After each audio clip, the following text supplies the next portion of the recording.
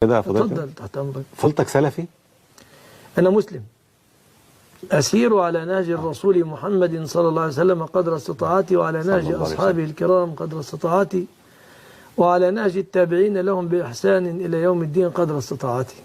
تمام. وأفتخر أن أتسمى بمسلم، إذ الله قال: ملة أبيكم إبراهيم هو سماكم المسلمين من قبل. نعم. وقال رسول الله صلى الله عليه وسلم: صلى الله عليه وسلم: تسموا بما سماكم الله به، هو سماكم المسلمين المؤمنين عباد الله. نعم. وقال صلى الله عليه وسلم: المسلم أخو المسلم، فأنا مسلم أسير على نهج الرسول صلى الله عليه وسلم قدر استطاعتي، تمام، وعلى نهج أصحابه الكرام، وعلى نهج التابعين لهم بإحسان إلى يوم الدين. طب قدر جهدي وقدر استطاعتي. بارك الله فيك. الآن مثلا يعني الرسول عليه الصلاة والسلام قال فيما معناه: ستفترق أمتي إلى بضع وسبعين. كلمة سلفي عفوا سلفي منسوب إلى السلف سليم. قد يكون السلف صالحا وقد يكون السلف طالحا.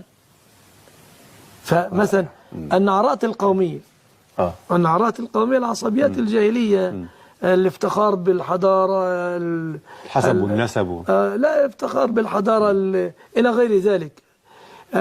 النعرات الجاهلية هذه هي نعرات لها سلف سليم، لها سلف. الرسول قال فيها دعاء فإنها منتنة. أي عبد الله بن أبي سلفهم الذي قال: لئن رجعنا إلى المدينة ليخرجن الأعز من الأذل. تمام. فدعاة التفرقة بين المؤمنين سلفهم سلف سيء، هو عبد الله بن أبي بن سلول.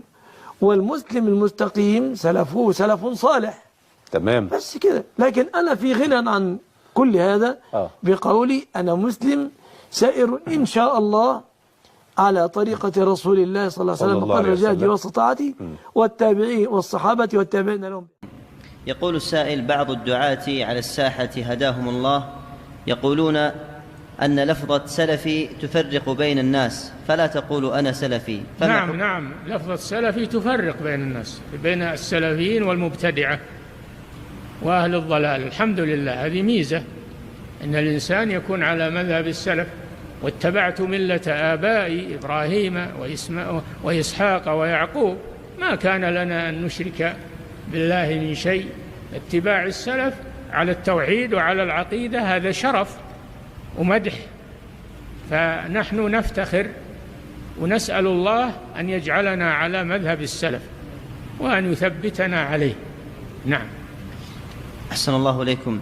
ولو فارقنا من إنما نجمع الناس، إنما نجمع الناس، نحن ندعوهم إلى مذهب السلف والعقيدة الصحيحة، فإن استجابوا فالحمد لله، وإن أرادوا المفارقة فهم وما اختاروا لأنفسهم. نعم.